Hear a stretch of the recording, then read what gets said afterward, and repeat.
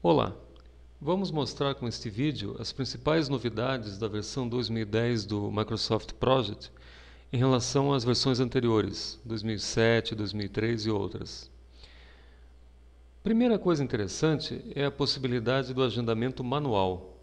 Notem aqui no rodapé da página, existe essa opção aqui, ó, novas tarefas agendadas manualmente. Eu posso clicar aqui nesse botão e escolher agendamento automático. Novas tarefas agendadas automaticamente. Essa opção agendamento automático é a única que existia nas versões anteriores do Project. Agora, eu vou clicar novamente. Nós temos também essa opção do agendamento manual. O que é isso? Vamos fazer um teste aqui para você ter uma ideia de como funciona. Vou inserir uma tarefa qualquer aqui. Tarefa A. Por exemplo, duração de 10 dias. Note que quando eu estou no modo de agendamento manual, ele mostra a barra no gráfico de Gantt numa cor mais apagada, justamente para indicar que é o agendamento manual. Eu vou incluir mais uma tarefa aqui, chamada tarefa B, por exemplo. Duração de 5 dias. Então, tenho duas tarefas, uma tarefa A e uma tarefa B. Eu posso, por exemplo, criar uma dependência entre as duas, né? Dizer que a tarefa B depende da tarefa A. Isso eu posso fazer facilmente pelo gráfico, clicando com o mouse na tarefa A e arrastando até a tarefa B e soltando. Bom, acabei de criar uma dependência entre as duas. Ele reforçou um pouquinho a cor, né, do gráfico aqui da barra, mas ainda está no agendamento manual. Para que serve o agendamento manual? Qual a vantagem dele? No agendamento manual, o Project não calcula automaticamente as datas das tarefas. Ele não tenta te ajudar de forma alguma. Ele deixa você mexer no cronograma do jeito que quiser. E esse cálculo, né, que o Project faz no agendamento automático, que somente ele existia nas versões anteriores, algumas vezes ele complica um pouco no momento do planejamento. Ele complicava, né? Porque você começava a criar um gráfico, um cronograma, né? Colocava lá as tarefas que você tinha que executar. De repente você lembrava, puxa, nessa tarefa aqui, além do João, é preciso que o Pedro também participe. Então você inclui um recurso a mais naquela tarefa e o Project ajustava novamente a duração dela. Por exemplo, se era uma tarefa de 10 dias somente com o João, quando você incluiu o Pedro, passou para 5 dias. E isso não era o que você queria naquele momento. Você não queria que ele ficasse calculando nada para você. Então era um complicador, uma coisa que dificultava muito o uso do Project nas versões anteriores, era justamente o fato dele tentar te ajudar muito cedo. Agora, com essa versão nova, você tem a possibilidade de fazer o agendamento manual.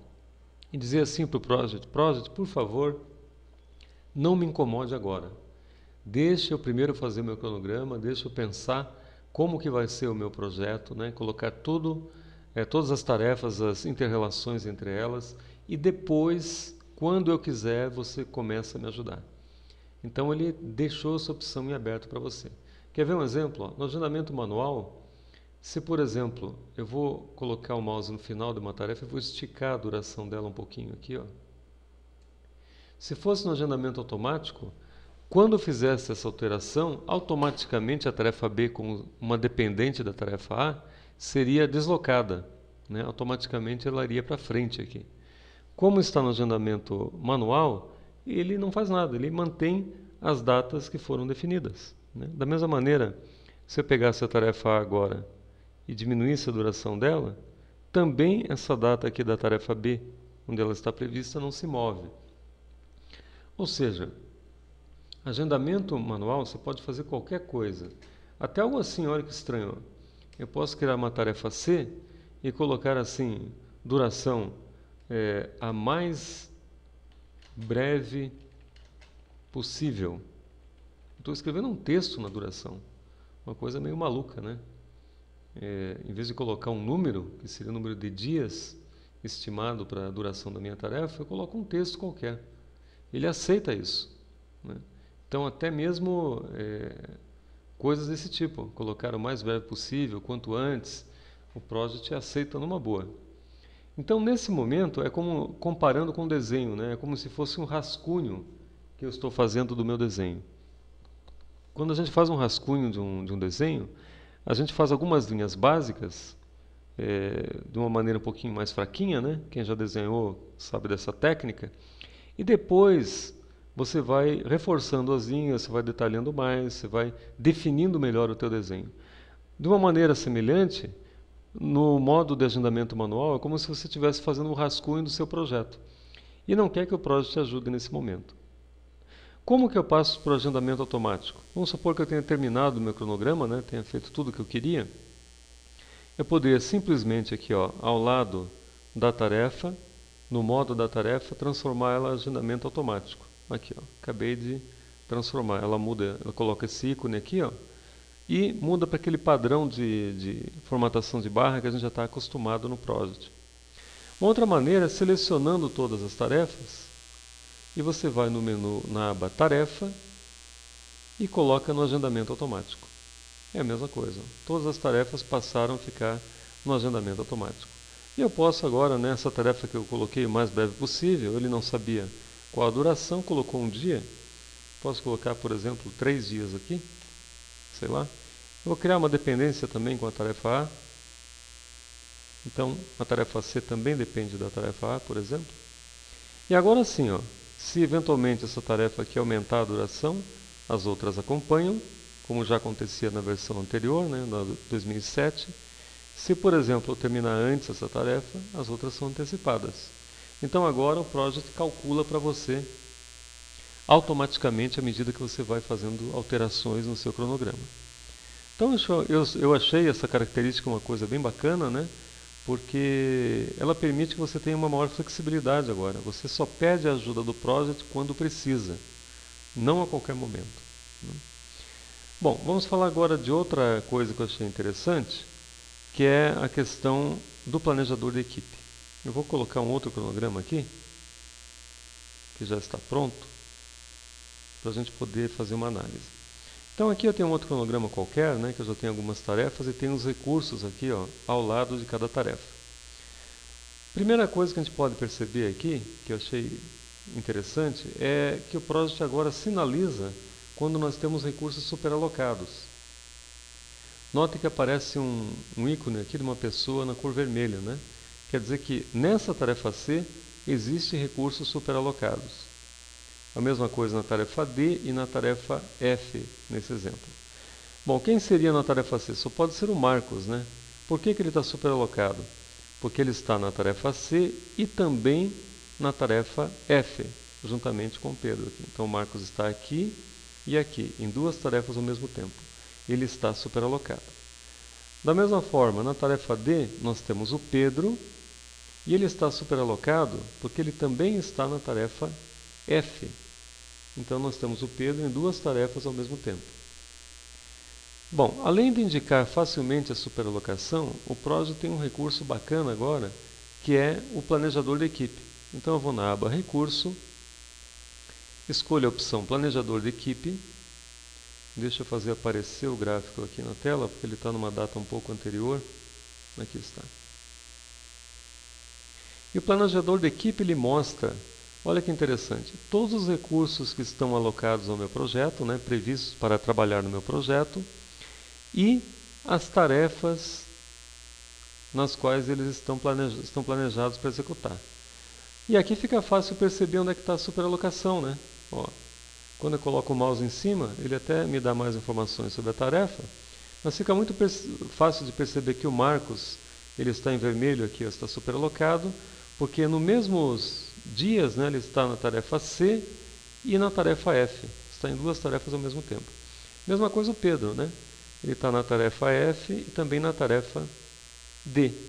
2 tarefas durante alguns dias. Bom, o que eu posso fazer agora com esse planejador de equipe? Eu poderia pensar o seguinte. Vamos supor que a Ana possa realizar essa tarefa C do Marcos. Eu posso simplesmente clicar na tarefa C e arrastar, passando essa tarefa para a Ana. Ó, aqui, na verdade, criou uma pequena superalocação. Eu vou fazer um novo ajuste.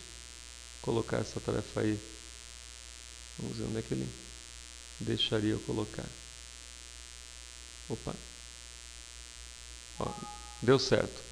Ele está avisando só que houve uma alteração no cronograma, né, um alerta, é normal isso. Mas notem, no momento que eu passei aquela tarefa que, no Marcos, né, que estava superalocado, eu passei para a Ana, ele automaticamente não tem mais superalocação. Ó, está na cor preta, não está mais em vermelho o nome dele. Mesma coisa o Pedro. Ó. Eu poderia pensar o seguinte, ó, no momento que o Pedro está superalocado porque ele está em duas tarefas ao mesmo tempo. Eu poderia, por exemplo, passar essa tarefa do Pedro para o Marcos. Né? Depois que ele terminar a tarefa F, o Marcos poderia fazer essa tarefa D do Pedro. Então, vou lá, coloco aqui do lado e solto. Olha lá. Resolvi todas as superalocações. Se eu voltar no meu gráfico de Gantt, posso selecionar aqui pelo lado, né? A gente vai ver que, é claro, o cronograma mudou bastante, né? Mas eu não tenho agora superalocação. Então veja que bacana esse recurso, né? Eu posso agora facilmente identificar os gargalos do meu projeto, onde eu tenho superalocação, e passar tarefas de um recurso para outro, né? Simplesmente arrastando e soltando no recurso que eu quero. Bem legal. Mais uma coisa bacana é a linha do tempo, que foi uma novidade também introduzida na versão 2010 do Project. Eu vou exibir aqui a linha do tempo, né? Vou no modo exibição e eu clico aqui, ó, linha do tempo. Aparece essa janelinha aqui, ó, que tem o início do projeto, a data de início, o término, e aqui ele está colocando algumas datas, né, intermediárias. Como é que funciona a linha do tempo? Vamos supor que tem uma tarefa que eu acho bastante crítica do meu projeto e eu quero acompanhar essa tarefa bem de perto. Eu quero colocar em destaque essa tarefa. Sei lá, essa tarefa G aqui, por exemplo, da Ana. Eu clico na tarefa G e depois que eu cliquei, eu vou aqui, ó, e arrasto a tarefa para a linha do tempo. Olha que legal. Ele coloca a tarefa G em destaque, para que eu possa depois tomar alguma ação, por exemplo, importante que eu queira, alguma coisa assim, né? O marco do projeto, por exemplo, o fim da primeira etapa. Vamos supor que isso seja uma coisa importante para eu acompanhar também. Clico e arrasto para a linha do tempo. Olha lá, fim da primeira etapa. Olha que bacana a representação que ele fez aqui. Mesma coisa, por exemplo, o fim do projeto. Clico e arrasto para a linha do tempo. Olha só que bacana. Assim eu poderia incluir, né, N tarefas que eu ache significativas ou importantes no meu projeto para colocar em destaque na linha do tempo. Pode ser inclusive uma tarefa resumo, né? Eu poderia fazer, por exemplo, assim, só colocar as tarefas resumo na linha do tempo. Eu vou clicar aqui e colocar a tarefa resumo 1. Olha aqui. Eu vou clicar aqui agora e colocar a tarefa resumo 2. Então eu tenho as duas tarefas resumo. Para não poluir muito, eu vou tirar a tarefa G da linha do tempo. É só clicar com o botão direito, tem a opção remover da linha do tempo. Então aqui, ó, essa linha do tempo que eu acabei de criar, nada mais é do que um resumo, né, dos principais eventos do meu projeto. Então aqui tenho a tarefa resumo 1, tenho o marco do final da primeira etapa, tarefa resumo 2 e o marco do final do projeto. Num cronograma pequeno como esse, pode não parecer muita vantagem, né, essa linha do tempo. É bonitinho e tal, mas e daí? O que eu ganho com isso? Mas imagine o seguinte, você tem um cronograma com 1 ano de duração, 1 ano e meio, 2 anos, um cronograma gigante. Essa linha do tempo sempre vai mostrar esse cronograma inteiro aqui, do início até o fim. E você só vai colocar aqui os eventos mais importantes do seu projeto. Então, se você for fazer uma apresentação, por exemplo, ou uma reunião com o chefe, ou para discutir algum detalhe do projeto, nessa linha do tempo você vai conseguir facilmente mostrar os principais eventos do seu projeto. Então, uma coisa bem bacana também nessa versão nova do Project. Finalmente, né, uma coisa que eu gostei muito também é a opção de você marcar as tarefas como inativas. Então, olhe, por exemplo, o seguinte aqui, ó. Eu tenho essa tarefa C da Ana. Eu posso ir no menu tarefa e tem um ícone aqui, ó, que eu consigo marcar como inativa. Olha o que acontece quando eu marco como inativa. Ele pega essa tarefa da Ana e simplesmente desconsidera. Dá a impressão que não mudou nada aqui no cronograma, né? Porque nesse caso a tarefa da Ana ela depende da outra e a princípio não aconteceu nada. Mas na verdade essa tarefa da Ana aqui não está mais alocando a Ana. É como se não existisse ninguém mais trabalhando nessa tarefa. Eu vou pegar uma outra aqui, por exemplo essa tarefa B, e vou marcar como inativa também. Olha lá, está inativa. Ele pintou na cor branca para mostrar que está inativa. Por que ele não pintou a outra na cor branca? Porque eu já tinha antes formatado essa tarefa aqui e pintado na cor vermelha. Por isso que ele acabou não pintando por cima. Mas normalmente, né, qualquer tarefa que você marque como inativa, ele vai pintar na cor branca. Eu vou marcar mais uma como inativa. Por exemplo, essa tarefa A. Novamente, né, ele não pintou na cor branca porque eu já tinha formatado em vermelho. Bom, para que serve esse negócio de tarefa inativa? Qual é a vantagem disso? Quando a gente inativa uma tarefa, o Project simplesmente desconsidera ela, né? Eu posso até fazer uma simulação, talvez para explicar de uma maneira mais direta aqui, ó, mais simples. Vou fazer uma tarefa A de 2 dias, fazer uma tarefa B de 3 dias e vou criar uma dependência entre as duas. Ó, eu vou colocar um recurso também, né? Só para a gente ter com o que trabalhar aqui. Então eu vou, por exemplo, clicar 2 vezes na tarefa, vou na aba recursos e vou colocar o nome de um recurso qualquer aqui. Vou escolher, por exemplo, Pedro e dar um OK. Então está o Pedro e aqui eu vou colocar na tarefa B um outro recurso aí, só para a gente poder ilustrar o exemplo. O Marcos e vou dar um OK. Olha só o que acontece. Se eu marcar a tarefa A como inativa, automaticamente essa tarefa do Marcos é antecipada no tempo. Por quê? Porque ela dependia da tarefa A para começar. Quando eu digo que a tarefa A não está mais valendo, então automaticamente ela inicia o mais breve possível, inicia junto com o projeto. Ok, qual a vantagem disso, né? Eu posso desmarcar ela como inativa, né? Aquilo que estava inativo, eu vou, por exemplo, marcar as 3 aqui, ó, e vou tornar ativas de novo as tarefas. Ó. Qual é a vantagem disso? É fazer análise de cenários. Eu achei essa possibilidade muito interessante. Você tem um cronograma bem complexo, com uma série de implicações, uma série de datas, e você pode brincar com o escopo do projeto. Dizer, por exemplo, o seguinte: vamos supor que eu não faça tal tarefa, ou tais tarefas do meu projeto. O que aconteceria com o prazo final? Você pode fazer simulações. Então você pega uma tarefa inativa e vê o quanto consegue melhorar em termos de prazo. E aí você verifica se vale a pena tentar cortar isso do projeto, é claro, negociando, né, com os stakeholders, né, para que não tenha nenhum impacto, mas se vale a pena fazer esse tipo de corte no projeto ou não. Né? Então, uma coisa bem bacana também, e eu acho que vale a pena usar também esse recurso.